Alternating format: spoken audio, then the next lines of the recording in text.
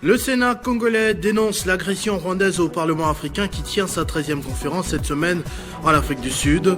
Il faut absolument reconnaître les génocides congolais, telle est la démarche de la délégation congolaise conformément à la vision de Félix Tshisekedi. Au forceps, les pétitionnaires du Congo central ont pu introduire leurs documents ce mercredi après plusieurs tentatives d'esquive. Plus de 20 députés provinciaux veulent le départ du président de l'Assemblée provinciale et son adjoint suite à des graves manquements. C'est le mois dit rose. Les thèmes généraux d'Octobre Rose en 2025 et la prévention et le dépistage du cancer des seins avec un accent sur la voix des femmes contre la maladie et le soutien par la communauté. L'Aigle, comme il se fait appeler, va survoler le Stade de France en 2026. Fally Ipupa rejoint une catégorie très sélecte d'artistes musiciens internationaux capables de se produire dans cette enceinte mythique. Ce sera le 2 mai, une première pour un artiste francophone évoluant dans le continent africain.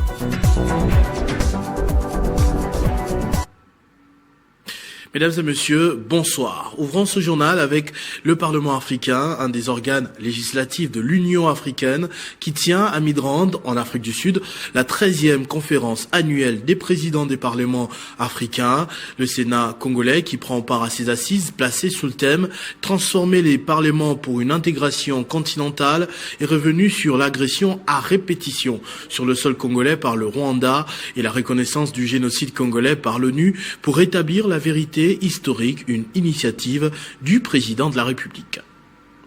Placé sur le thème « Transformer les parlements en une intégration continentale citoyenne », cette 13e conférence annuelle des présidents des parlements africains a permis aux participants d'échanger sur les grands enjeux de gouvernance, de paix, de stabilité régionale et du rôle essentiel que doivent jouer les assemblées législatives dans la prévention des conflits. Une rencontre de haut niveau à laquelle a pris part une importante délégation congolaise conduite par le premier vice-président du Sénat dans son adresse à ses homologues et sous un ton ferme. José Kalala Wakalala a dénoncé l'agression rwandaise, appelant ainsi ses pairs à une mobilisation continentale face à cette violation répétée de la souveraineté territoriale de la RDC. Permettez-moi de dire un mot sur la rhétorique rwandaise à propos d'une prétendue stigmatisation et marginalisation des tribus rwandophones vivant au Congo-Kinshasa. Cette rhétorique ne tient plus la route. Depuis longtemps, les Tutsis sont présents aussi bien au Rwanda, en Ouganda et au Burundi. Mais comment donc expliquer que les voisins rwandais soient le seul pays à relever pareille situation et pas ces autres pays? Profitant de cette tribune panafricaine, le premier vice-président du Sénat a salué l'initiative du président Félix Tshisekedi, celle de la reconnaissance du génocide congolais par l'ONU qui vise à rétablir la vérité historique. Le Parlement de la République démocratique du Congo appelle dans le cadre de la diplomatie parlementaire à la solidarité des présidents des parlements d'Afrique en vue de soutenir les appels lancés par son Excellence Félix Antoine Tshisekedi Tshilombo, président de la République démocratique du Congo, lors de son message à la 80e Assemblée générale de l'Organisation des Nations Unies. En réunissant ses pairs autour de ce thème, la 13e conférence rappelle que la paix passe par la justice, la reconnaissance des torts et la solidarité continentale. La RDC, par la voix du Sénat, entend jouer un rôle moteur. Réunis à Kinshasa depuis le 30 septembre, les participants à la 9e édition du Forum africain sur la justice transitionnelle planchent sur la réparation des victimes et la fin de l'impunité. À cette occasion, le ministre congolais des droits humains, Samuel Mbemba Kabouya, a exhorté les pays membres de l'Union africaine à passer des paroles aux actes face au massacre que subit la République démocratique du Congo, en particulier dans sa partie est. Cette activité est organisée par l'Union africaine en collaboration avec les gouvernements congolais à travers les ministères des droits humains. Prenant la parole dans son discours, Samuel Mbemba Kabouya, ministre des droits humains, a remercié les présidents de la République Félix Tshisekedi pour la mise en place d'un système de séparation en faveur des victimes, ainsi que la première ministre Judith Suminwa qui veille à l'exécution sans faille des instructions du chef de l'État sur cette question. Il a ensuite appelé les pays membres de l'Union africaine à passer à l'acte face aux multiples massacres que subit la population de la RDC, plus particulièrement celle de l'Est. Nous sommes réunis aujourd'hui pour une cause qui transcende les frontières, les divergences politiques, les langues et les générations. Il s'agit du devoir de réparer l'irréparable, d'élever la mémoire des victimes à la hauteur de notre engagement politique et moral. Pour rappel, cette activité est un signal fort donné par les gouvernements pour commémorer les massacres ainsi que demander justice. Il s'y a noté que la clôture du forum interviendra ce jeudi 2 octobre. En croisade contre les abus dans les entreprises privées, le ministre de l'Emploi et Travail, Ferdinand Massamba, a surpris une société chinoise à Kimbanseke en pleine irrégularité. Absence des documents légaux, non-respect des contrats de travail, le patron du portefeuille de l'emploi a donné 72 heures à l'entreprise pour se mettre en règle sous peine des sanctions. Déterminé à améliorer les conditions de travail des Congolais au sein des entreprises privées, le ministre de l'Emploi et du Travail, Ferdinand Massamba, a effectué ce mercredi 1er octobre une autre descente inavisée dans la commune de Kimbanseke à Kinshasa. Objectif, s'assurer de la conformité des sociétés implantées dans cette partie de la capitale. Ainsi, la première à être visitée fut Fatima Congo, une entreprise à capitaux chinois spécialisée dans la production et la commercialisation des meubles haut de gamme qui emploie plus de 90 personnes. À peine quelques minutes après son arrivée, le ministre a relevé plusieurs irrégularités. Excellence, Monsieur le Président de la République, chef de l'État, Excellence, le Premier ministre Batiningai, partout, nous avons un contrôle pour la condition de travail congolais. C'est ça. Première des choses, il faut savoir est-ce que l'Union sont des est-ce que vous signez un contrat de travail? Non. Non. Vous savez le journalier? Oui. Et le transport à Sabino par jour, par mois ou bien par semaine? 12 000 francs par jour. Et lors d'un échange avec les responsables, Ferdinand Massamba a constaté que cette société, pourtant opérationnelle depuis plus d'une année, ne disposait d'aucune documentation légale en bonne et due forme et ne garantissait pas à ses employés la protection minimale requise, notamment à travers des contrats de travail. Je suis sur terrain. Ça va aussi être de même dans des provinces. Prochainement, je vais aller dans des provinces avec la même mission. Et je constate avec regret que tous les Congolais qui sont ici, ils n'ont pas encore signé le contrat de travail.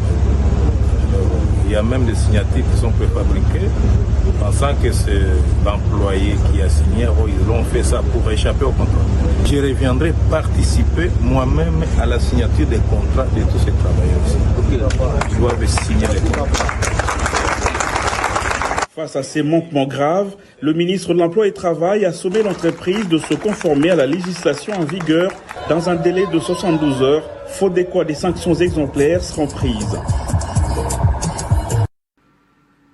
Lancement ce mercredi à Kinshasa des activités de la semaine de la promotion de l'entrepreneuriat sous le thème « Produisons et consommons local ». Un moment privilégié d'échange avec les médias, les acteurs de l'écosystème entrepreneurial, les partenaires techniques et financiers ainsi que la société civile.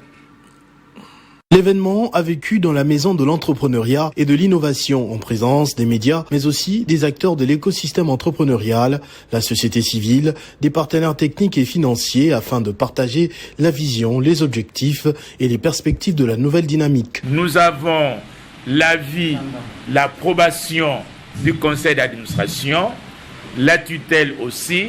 Donc notre plan est mis en place de sorte que nous soyons présents dans le reste de ces provinces. L'ambition de l'ANADEC est grande et tient bien à s'étendre activement sur toute l'étendue du territoire national, malgré les défis immenses. Je pense que nous tenons tous à la vie. Ils ne sont pas exclus. Vu la situation telle que ça se passe, nous nous sommes dit qu'il faut protéger nos agents. Je prends le cas de Goma. Là où nous sommes présents, c'est-à-dire notre direction provinciale de Goma, Le voisin, ce sont des rebelles. Et qu'est-ce qu'il fallait faire? En toute responsable, je me suis dit, ne venez plus au bureau, parce que vous êtes vraiment la cible idéale pour les rebelles. Autant rester chez vous, autant aller peut-être là où les autorités publiques vont vous inviter, mais plus question qu'il y ait une présence en tout cas à côté des rebelles, parce que nous savons bien leur mode, nous connaissons bien leur mode opératoire. Mais est-il que nous sommes là, nous les accompagnons par d'autres moyens électroniques qui sont mis en place à travers le monde. On les accompagne et puis dès que les choses vont s'organiser, dès qu'il y aura, je dirais, tranquillité, la paix, etc., on va y revenir. Créé depuis 1973, d'abord au PES, puis au PEC, aujourd'hui ANADEC, travaille désormais avec l'écosystème pour devenir une référence en matière d'entrepreneuriat en République démocratique du Congo, peser et obtenir le maximum de résultats possibles. L'intersyndicale nationale du Congo a dénoncé à Kinshasa les manœuvres des organisations patronales visant à retarder l'application du nouveau salaire minimum interprofessionnel garanti. Au cœur du différend figure le décret du 30 mai 2025 qui fixe les SMIG, les allocations familiales et la contre-valeur du logement. Les employeurs, bien qu'ayant participé aux discussions et validé les conclusions, contestent aujourd'hui l'exécution du décret qui fixe les SMIG.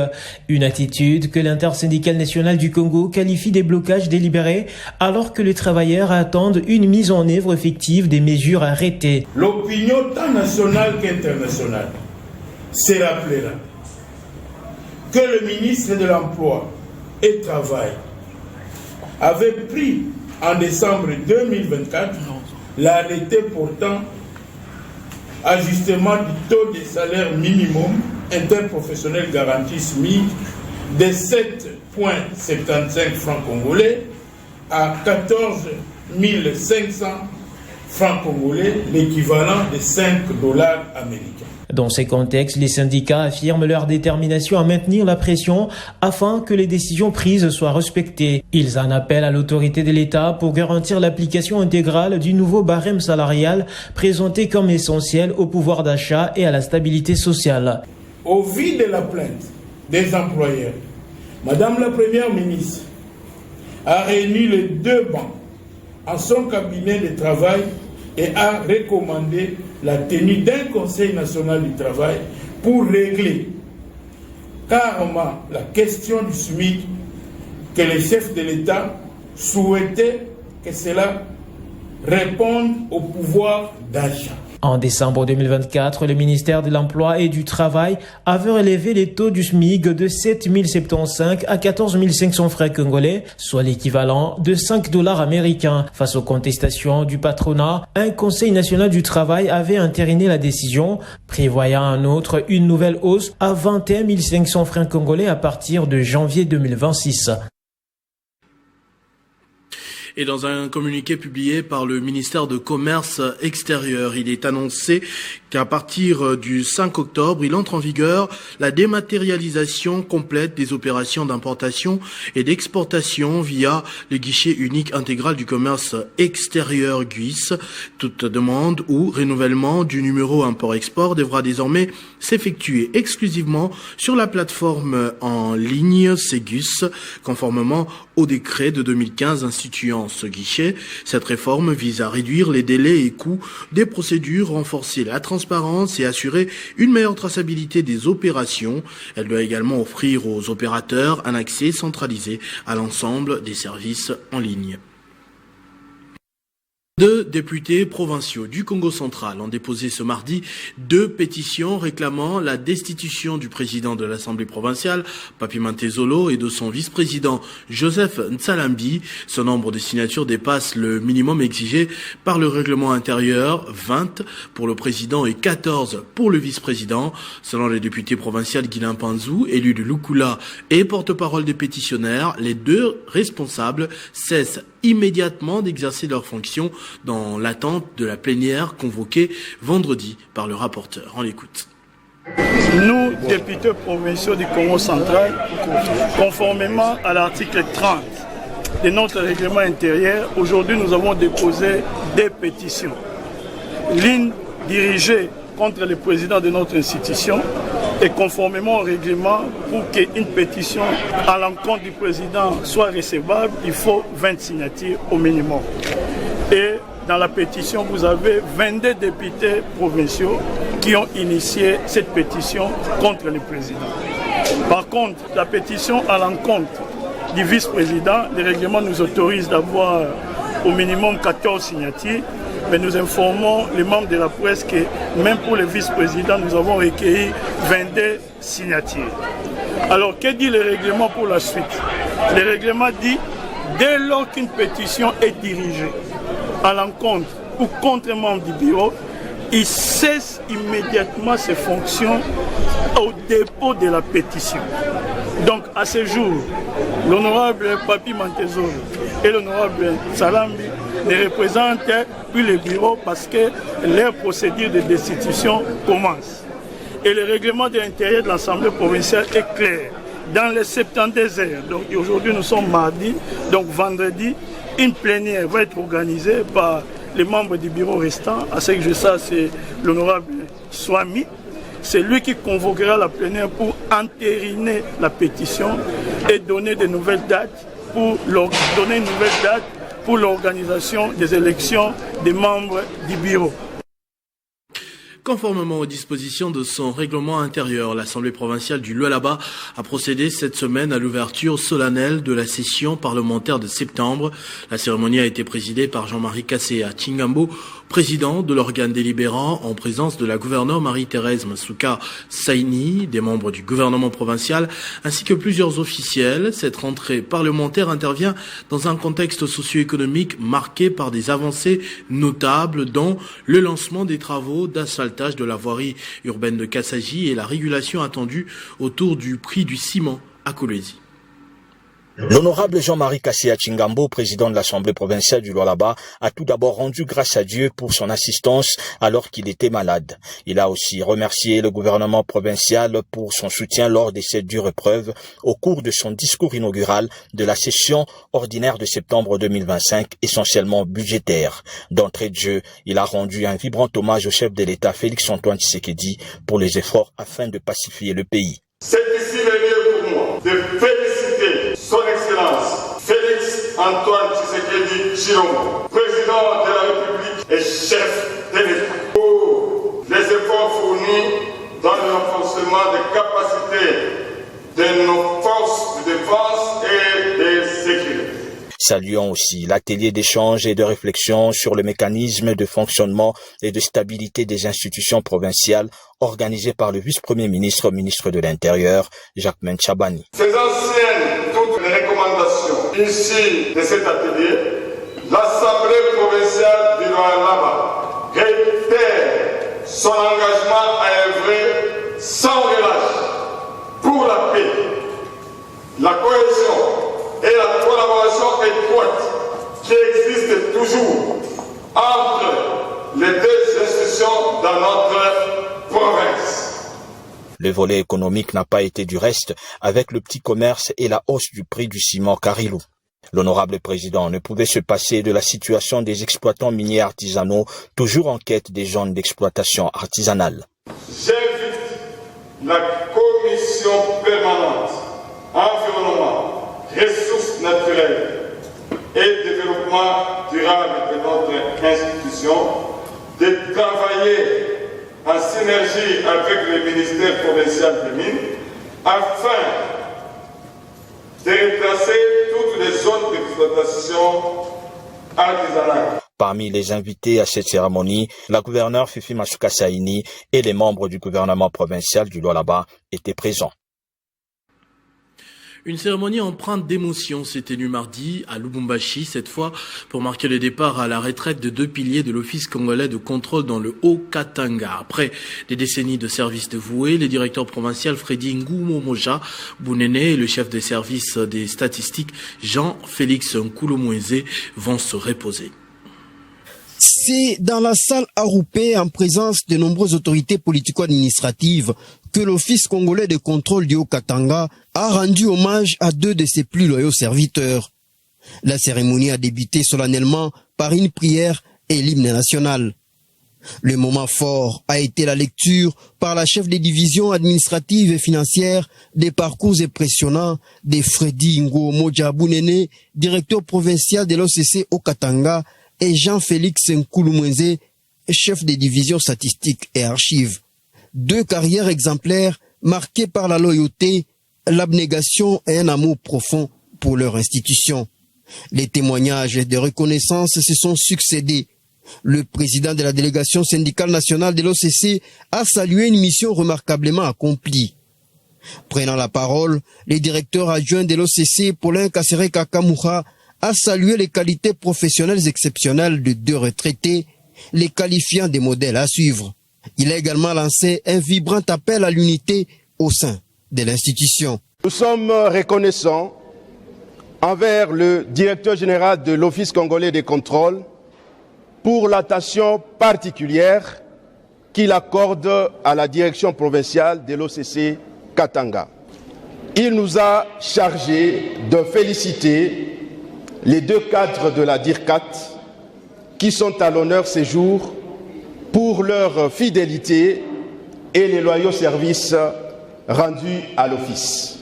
Vous êtes une fierté pour l'Office congolais des contrôles.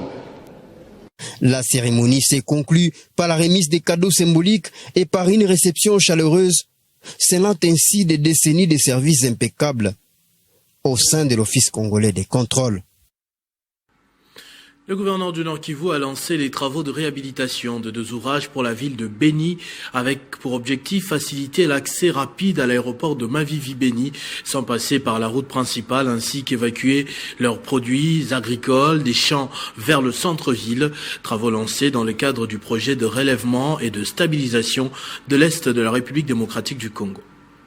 La réhabilitation de nos axes routiers facilite en même temps la sécurisation de la population, l'accroissement économique de notre milieu, l'acheminement de l'aide humanitaire et beaucoup d'autres avantages. Il s'agissait du lancement des travaux de réhabilitation de 2 ouvrages, la réhabilitation de l'axe Kula-Mavivi de 12 km pour faciliter l'accès rapide à l'aéroport de Mavivi à Béni, sans passer par la route principale.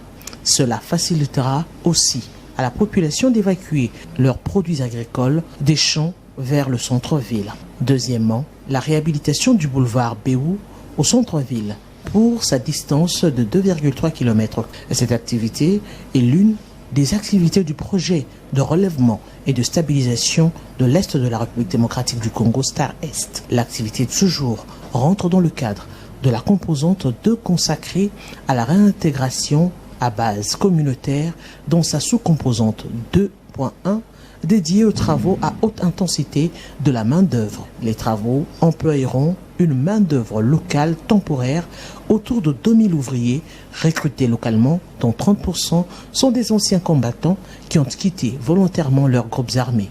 Lancement fait par le gouverneur militaire du Nord Kivu, Somokakuke Evariste, en présence des cadres de base de l'OVD, cellule locale de développement ainsi que les leaders de la communauté de Béni. 3 jours après le déploiement spécial mixte des FARDC et policiers de circulation routière sur les carrefours critiques de Kinshasa, le commissaire provincial et le commissaire divisionnaire Israël Kantou ont réuni ce mercredi 1er octobre l'état-major pour une évaluation. Il ressort de cet entretien que l'effectivité du déploiement FARDC-PNC a commencé à produire certains résultats, comme par exemple la fluidité des circulations aux heures de pointe, constatée sur certaines artères de la ville de Kinshasa, l'ordre imposé dans le parking des motos et le respect des consignes données par les agents commis à la régulation routière. Le vœu du chef estimé lors de la dernière réunion du Conseil des ministres, il a été demandé à notre hiérarchie de nous instruire de pouvoir mettre fin aux embouteillages dans la ville de Kinshasa. Au jour d'aujourd'hui, nous sentons qu'eux-mêmes les usagers et nous les agents commis à cette assignation se comportent bien. Ce n'est que le début et le meilleur est à attendre. Cependant, le commandant ville, Israël Kantou, a déploré le fait que certains de ces propos tenus lors de la parade du lancement de ce déploiement soient mal interprétés. Vraiment, je suis en train de regretter parce qu'il y a une mauvaise interprétation des uns et des autres, parmi mes policiers, qui n'avaient pas compris mon message de l'autre fois. Le matin, je vais finir la réunion avec leur commandant pour qu'ils puissent descendre à leur niveau, vulgariser et répandre la même parade à ces hommes de troupes. Le code de la route ne prévoit pas un fanion comme document de bord, un fanion comme document individuel. On n'a que des documents que nous demandons. Document individuel, notre permis de conduire, et le document de bord, c'est la carte rose. Si vous avez un véhicule qui porte ces fanions, c'est question que l'agent qualifié soit courtois, poli, avance vers l'utilisateur. Par-dessus tout, le chef de la police quinoise et son état-major ont dit leur détermination à exécuter les instructions de la haute hiérarchie du pays afin de réduire considérablement les embouteillages dans la capitale. L'hôtel de ville de Kinshasa a annoncé le début de la campagne de vulgarisation pour que les conducteurs se conforment eux aussi au contrôle technique à des points bien indiqués. Cette opération, qui n'a plus eu lieu depuis plusieurs mois, vise à garantir un trafic plus sécurisé dans une capitale à haut risque sur les routes. À Kinshasa, la régie des fourrières et des contrôles techniques de véhicules a lancé ce lundi l'opération officielle de contrôle technique. Objectif, garantir la sécurité routière et réduire les accidents. Le contrôle technique n'est pas une simple formalité administrative, mais surtout un acte générateur de recettes et de sécurité routière qui réduit les accidents et qui contribue à un environnement plus sain. La salle Naomi de l'hôtel Béatrice a servi de cadre à cette cérémonie. Autour du gouverneur de la ville, Daniel Bumba Lubaki, plusieurs personnalités étaient présentes. Son vice-gouverneur, le ministre provincial du transport, Amiso Bob, des députés provinciaux ainsi que des représentants de l'appareil judiciaire. Il a insisté sur l'importance de ce contrôle technique, gage de sécurité pour tous les usagers de la route. Même son de cloche du ministre provincial du transport, Amiso Bob, qui a rappelé le caractère obligatoire de cette opération pour tous les conducteurs. C'est une obligation, c'est un devoir citoyen et c'est surtout une question de sécurité et de responsabilité. Kin et Zobonga prend ici toute sa signification. Moment fort de la cérémonie, la remise symbolique du premier procès verbal de contrôle et de la vignette technique au gouverneur Daniel Bumba Lubaki. Ceci constitue aussi un moratoire afin que nous puissions nous tous nous conformer. À partir du 3, il n'y a pas de véhicule, il n'y a pas de camion qui sera toléré à circuler sur la chaussée sans avoir sa vignette, ainsi que le PV attestant qu'il y a eu contrôle technique dans le véhicule. Pour agrémenter la rencontre, le groupe théâtral Toumao a livré une pièce axée. Après une mission à Kinshasa, le gouverneur du Olomami, Marbo Banza Mouloumé, a regagné sa province. Accueilli par une foule impressionnante, le gouverneur a appelé tous les fils et filles du Olomami à soutenir le chef de l'État, grâce à qui la route nationale est en pleine réhabilitation, octroyant par la même occasion des tracteurs pour l'agriculture. Après un séjour à Kinshasa, le gouverneur du Olomami, honorable Banza Mouloumé Marmon, a regagné son fief par voie routière ce mardi 30 septembre 2025. Au niveau d'Ntumba, Marmon Banza, gouverneur, a été intercepté par la population pour lui réserver un accueil surprise. Les membres du gouvernement provincial ainsi que les membres du conseil provincial de sécurité ont aussi été présents à cet accueil chaleureux que la population de Kamina a réservé à son gouverneur. Aussitôt arrivé, le gouverneur Marmon s'est confié à la presse tout en évoquant le pourquoi d'emprunter la route nationale numéro 1. Le premier message, c'est dire à la population du Olomami que Fatih Béton est avec vous dans les cœurs. C'est pour la première fois d'avoir un président qui connaît les Olomami, qui parle de la population du Olomami. Le président de la République s'est dit, le Olomami c'est une province pilote, c'est une province qui doit aller de l'avant pour sauver les autres provinces de la République. Dans cette mission-là, quand nous venons par route. C'est pour faire voir à ceux qui ne comprennent pas ce que notre président, notre gouvernement fait pour nous. Qu'en dehors des 145 territoires, il y a la nationale numéro 1 qui est déjà construite. Vous pouvez quitter aujourd'hui Lubumbashi, le matin, le soir, vous êtes à Kamina. Le président de la République veut que nous puissions rester greniers, que nous puissions produire. C'est pourquoi on nous donne autant de tracteurs et on nous promet de nous en donner autant. Même j'ai passé nuit par exprès au pont Boundoué. Le pont Boundoué, très praticable grâce au concours du président de la République qui vous aime, qui connaît la population du Olomami. C'est le mois dit rose. Il commence dès ce 1er et se termine le 31 octobre de chaque année. Le but d'Octobre Rose, qui a été instauré en 1985, est de sensibiliser les femmes contre le cancer du sein. Le thème général en 2025 est la prévention et le dépistage du cancer de sein, avec un accent sur la voix des femmes contre la maladie et le soutien par la communauté. Octobre Rose est une campagne annuelle mondiale de communication destinée à sensibiliser les femmes au dépistage du cancer du sein et à récolter des fonds pour la recherche. La campagne, qui est originaire des États-Unis, où elle a lieu pour la première fois en 1985, soutenue par l'American Cancer Society et l'entreprise Impartial Chemical Industry, informe par exemple sur l'importance du dépistage précoce et du suivi médical régulier, notamment à partir d'un certain âge. Durant ces mois d'octobre, des initiatives comme des courses à pied, des ventes aux enchères ou des collectes des soutiens-gorge sont organisées afin de rassembler des associations et des professionnels de santé autour de l'information sur les dépistages du cancer du sein. En République démocratique du Congo, les dernières données de l'OMS en 2020 indiquent que le cancer du sein a entraîné 3416 décès, soit 0,52% du total des décès, avec un taux de mortalité standardisé par âge de 15,42 pour 100 000 habitants. Des études menées à Kinshasa ont par ailleurs révélé que le cancer du sein est la deuxième forme de cancer la plus fréquente chez les femmes, touchant des femmes plus jeunes. Notons que les données globales indiquent que le cancer du sein est un problème de santé publique en hausse en Afrique, avec une sensibilisation accrue aux enjeux de santé qui pourraient influencer les dépistages et les suivis de cette maladie dans les années à venir. Événement historique en vue. Pour la première fois, une star congolaise s'apprête à faire vibrer le mythique Stade de France. Fally Ipupa, icône de la rumba et symbole d'une Afrique moderne et assumée, donnera un concert exceptionnel qui s'annonce déjà comme un moment de fierté collective et de communion musicale. C'est 2 mai 2026. Ce matin, les réseaux sociaux congolais se sont embrasés. En l'espace de quelques minutes, une simple vidéo, une phrase et tout un continent en ébullition. Je vous donne rendez-vous au Stade de France. Fally Ipupa vient d'annoncer officiellement un concert dans la plus grande enceinte sportive française. Un rêve longtemps chuchoté, désormais gravé dans le réel.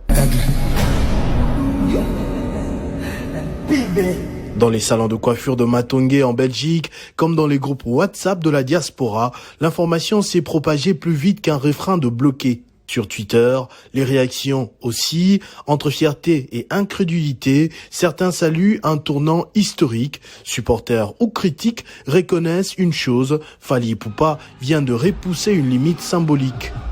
Dans son équipe de communication, on parle d'un événement préparé depuis des mois dans le secret. Dans les milieux culturels, on y voit plus qu'un concert, une revendication, un manifeste, une place assumée dans la cour des grands. Le Stade de France, jusqu'ici réservé aux légendes internationales telles que Beyoncé, Johnny Hallyday, Coldplay, s'apprête à accueillir un enfant de Bandalungwa. Ce n'est pas juste Fally qui entre au Stade de France, c'est toute une génération qui y pénètre à travers lui. Le rendez-vous est pris et même si les guichets ne seront ouverts que le 8 octobre, une phrase circule déjà partout comme un mot d'ordre, Stade Eza Deja Namaboko. Habitué à des succès, Fally Ipupa place la barre très haut pour cette célébration des 20 ans de carrière marquée par des albums et hits qui ont tous fait sa renommée dans le pays, le continent et le monde aujourd'hui.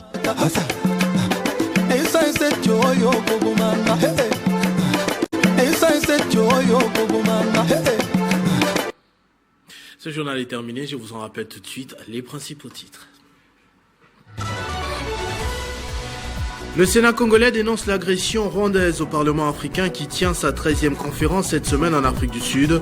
Il faut absolument reconnaître les génocides congolais. Telle est la démarche de la délégation congolaise conformément à la vision de Félix Tshisekedi.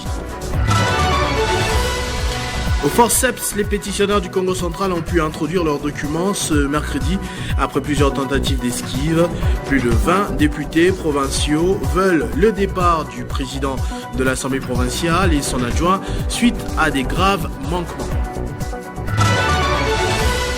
C'est le mois dit rose. Le thème général d'Octobre Rose en 2025 est la prévention et le dépistage du cancer du sein avec un accent sur la voix des femmes comme maladie et le soutien par la communauté. L'aigle, comme il se fait appeler, va survoler le Stade de France en 2026. Fally Ipupa rejoint une catégorie très sélecte d'artistes musiciens internationaux capables de se produire dans cette enceinte mythique. Ce sera le 2 mai, une première pour un artiste francophone évoluant en Afrique.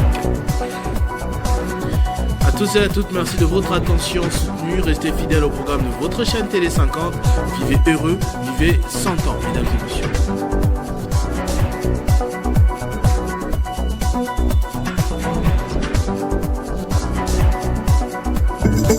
Retrouvez toute l'actualité en continu sur www.tele50.cd.